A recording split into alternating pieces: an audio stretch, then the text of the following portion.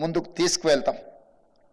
అదేవిధంగా కొన్ని రాష్ట్ర ప్రయోజనానికి విఘాతం కలిగించే అంశాలు ఏమైనా ఉంటే వాటిని తొలగించి నూతన విధి విధానాలను ఖరారు చేయడానికి మా ప్రభుత్వం ఏమాత్రం వెనక్కి పోదు.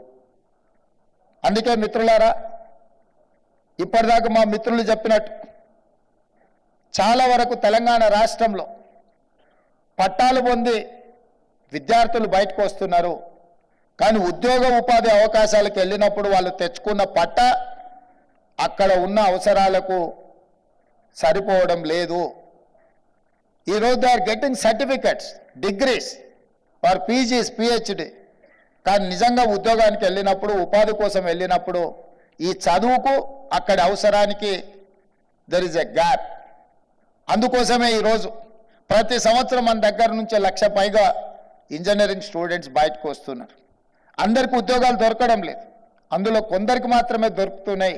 వీటన్నిటిని కూడా మేము క్రెడాయితో కానీ లేకపోతే ఎన్ఏసి నేషనల్ అకాడమీ ఆఫ్ కన్స్ట్రక్షన్స్తో వాళ్ళతో కానీ ఇతర పారిశ్రామికవేత్తలతో ఏర్పాటు చేసిన సమావేశాలలో చాలా ఉద్యోగాలు మా పరిశ్రమలలో ఉన్నాయి. కానీ స్కిల్డ్ ఎంప్లాయీస్ ఎవరు మాకు దొరకడం లేదు, వెల్ ట్రైన్డ్ ఎవరు రావడం లేదు. దీనికి ఏదో ఒక పరిష్కారం చూడాలి అని వాళ్ళు మాకు సూచన చేశారు. వారి సూచనల్ని ఆలోచన చేసి టాటా ఇండస్ట్రీస్ వాళ్ళతో మాట్లాడి మనం ఒకప్పుడు ఇండస్ట్రియల్ ట్రైనింగ్ ఇన్స్టిట్యూట్గా పెట్టుకున్నవి ఈ తెలంగాణ రాష్ట్రంలో 65 ఉన్నాయి. కానీ అక్కడ 40 సంవత్సరాల క్రితం నిర్ణయించిన సిలబస్ను వాళ్ళకు బోధించడం వల్ల వాళ్ళు సర్టిఫికెట్ తీసుకొని బయటకు వస్తే వాళ్ళకి ఇక్కడ ఉండే ఉద్యోగానికి వాళ్ళకున్న సర్టిఫికెట్కి అసలు సంబంధం లేకుండా పోతుంది.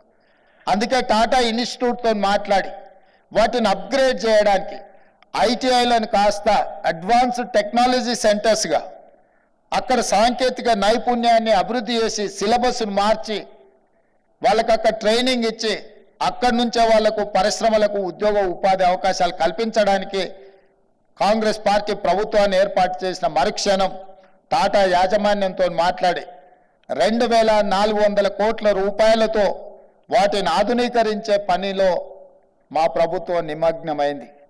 2,400 కోట్లల్లో ప్రభుత్వం నిధులు పెట్టిందని మీరు అనుకుంటే పొరపాటు. కేవలం 300 కోట్ల రూపాయలు మాత్రమే రాష్ట్ర ప్రభుత్వం కేటాయిస్తే 2,100 కోట్ల రూపాయలను టాటా పరిశ్రమ సిఎస్ఆర్ ఫండ్స్ ద్వారా పెట్టి తెలంగాణ రాష్ట్రంలో వేలాది లక్షలాది నిరుద్యోగ యువకులకు శిక్షణనిచ్చి ప్రయోజకులుగా మార్చి వాళ్ళకు ఉద్యోగ ఉపాధి అవకాశాలు కల్పించడానికి ఆ సంస్థ ముందుకు వచ్చింది. ఇది డిప్లొమా లెవెల్ కోర్సెస్. కానీ డిగ్రీ లెవెల్లో కూడా అప్గ్రేడ్ చేయాల్సిన అవసరం ఉంది. స్కిల్ అప్గ్రేడేషన్ అనేది చాలా అవసరం అని గుర్తించి అందుకే ఇండియాలో ఉండే బెస్ట్ ఇన్స్టిట్యూట్స్ని అన్నిటినీ స్టడీ చేసినాం, యూనివర్సిటీని స్టడీ చేసినాం, మన దగ్గర ఉన్న ఐఎస్బిని స్టడీ చేసినాం, IIITని స్టడీ చేసినాం, ఒడిశాలో ఉన్న యూనివర్సిటీస్ని చూసినాం, ఢిల్లీలో ఉన్న యూనివర్సిటీస్ని చూసినాం. వీటన్నిటినీ స్టడీ చేసిన తర్వాత ఒక నూతన విధానంతో పబ్లిక్ ప్రైవేట్ పార్ట్నర్షిప్లో యంగ్ ఇండియా స్కిల్స్ యూనివర్సిటీని తెలంగాణ రాష్ట్రంలో మనం ప్రారంభించుకొని ఇండస్ట్రీ డ్రివెన్ యూనివర్సిటీగా అక్కడ శిక్షణ పొందిన ప్రతి వాడికి ఉద్యోగం కల్పించే విధంగా పారిశ్రామికవేత్తలనే అందులో భాగస్వాములుగా చేసి అక్కడ స్టూడెంట్ సెలక్షన్స్ నుంచి క్యాంపస్ నిర్వహణ వరకు అక్కడ ఏ సిలబస్తో వాళ్ళకి శిక్షణ ఇవ్వాలనో కూడా ఇండస్ట్రియలిస్టులు నిర్ణయించే విధంగా ఆ యూనివర్సిటీకి గవర్నమెంట్ వైపు నుంచి ఛాన్సలర్గా కాకుండా ఈరోజు చైర్పర్సన్గా ఆనంద్ మహేంద్ర ఆటోమొబైల్ గ్రూప్స్ చైర్మన్ని మనం పర్సనల్గా తెలంగాణ రాష్ట్ర ముఖ్యమంత్రిగా రిక్వెస్ట్ చేసి వారిని ఆ యూనివర్సిటీకి చైర్పర్సన్గా ఉండేటట్టు ఒప్పించినాం.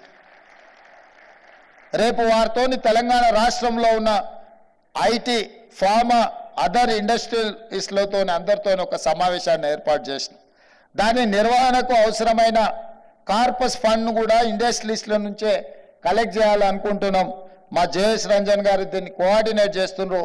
నాకు తెలిసి రేపు ఒక్కరోజే, రేపు ఈవినింగ్ ఆనంద్ మహేంద్రతో ఏర్పాటు చేసిన ఈ పారిశ్రామికవేత్తలతో ఒక చిన్న గెట్ టుగెదర్ మినిమం 300 నుంచి 500 కోట్ల రూపాయల పరిశ్రమలు ఈ యూనివర్సిటీని నిర్వహించడానికి ఇవ్వడానికి ముందుకు వచ్చి ఒక కార్పస్ ఫండ్ క్రియేట్ చేసి బడ్జెట్ కన్స్ట్రెయిన్స్ లేకుండా ఆర్థిక ఇబ్బందులు లేకుండా యూనివర్సిటీని నిర్వహించడమే కాకుండా గ్రామీణ ప్రాంతాలలో ఉన్న చదువుకున్న నిరుద్యోగ యువకులకు శిక్షణ ఇవ్వడం ద్వారా ఉద్యోగ ఉపాధి అవకాశాలు కల్పించడానికి ఈ ప్రభుత్వం విధి విధానాలను ఖరారు చేసింది. ముందుకొచ్చిన పారిశ్రామికవేత్తలందరూ కూడా ఆనంద్ మహేంద్ర లాంటి వ్యక్తులకు తెలంగాణ రాష్ట్ర ప్రభుత్వం తరఫున కృతజ్ఞతలు తెలియజేస్తున్నాం. ఇది రాజకీయ ప్రయోజనం కోసం కాదు. ప్రతి సంవత్సరం 1,00,000 మంది ఇంజనీరింగ్ గ్రాడ్యుయేట్స్ బయటకు వస్తే చాలామంది ఇంజనీరింగ్ చదువుకున్న ఉద్యోగం రావడం లేదంటూ ఉద్యోగాలు ఇప్పించమని వాళ్ళ తల్లిదండ్రులు మా దగ్గరకు వస్తారు. 15,000 20,000 కూడా 15,000 అయినా సరే సార్ మా పిల్లోడికి ఉద్యోగం ఇప్పించండి అంటారు. ఇంజనీరింగ్ గ్రాడ్యుయేట్ ఇంత తక్కువ శాలరీకి ఎందుకు పనిచేస్తుండో, ఏదైనా కన్స్ట్రక్షన్ కంపెనీ సైడ్ కొంచెం ఫీల్డ్ ఎక్స్పీరియన్స్ ఉండి ప్రాక్టికల్గా అనుభవం ఉన్న వాళ్ళని చూస్తే 40,000 50,000 తక్కువ కాకుండా ఎవరు రావడం లేదు. అంటే ఎక్కడైతే సాంకేతిక నైపుణ్యం లోపించిందో వాళ్ళకు ఉద్యోగ అవకాశాలు రావడం లేదు. అందుకే వాళ్ళందరికీ కూడా స్కిల్ అప్గ్రేడ్ చేసి వాళ్ళకి శిక్షణ ఇవ్వడం ద్వారా పరిశ్రమలకు సాంకేతిక నైపుణ్యం ఉన్న నిరుద్యోగ యువకులను అందుబాటులోకి తీసుకొస్తే పరిశ్రమలు బలపడతాయి, పరిశ్రమలలో ఉత్పత్తి పెరుగుతుంది, తెలంగాణ రాష్ట్ర ఆర్థిక విధానము పెరుగుతుంది అని మా ప్రభుత్వం బలంగా విశ్వసించడం వల్ల ఈరోజు ఆ విధానాన్ని కూడా తీసుకొని ముందుకు వచ్చినాం. ఇదే కాకుండా ఈరోజు వ్యవసాయం దండగా కాదు, వ్యవసాయం పండుగ అని మా ప్రభుత్వం యొక్క ఆలోచన, మా విధానం.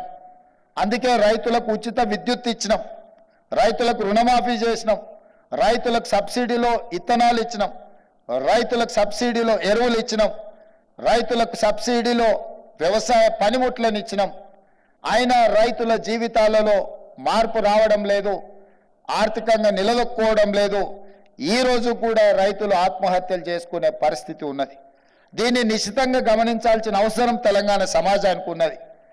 నిన్నగాక మొన్న బట్టి విక్రమార్క గారి సహకారంతో 2 లక్షల రూపాయల వరకు రుణమాఫీని 18,000 కోట్ల రూపాయలను 27 రోజుల్లో రైతుల ఖాతాలో వేసి రైతులకు రుణ విముక్తులను కలిగించిన చర్యలు కూడా చేపట్టినాం.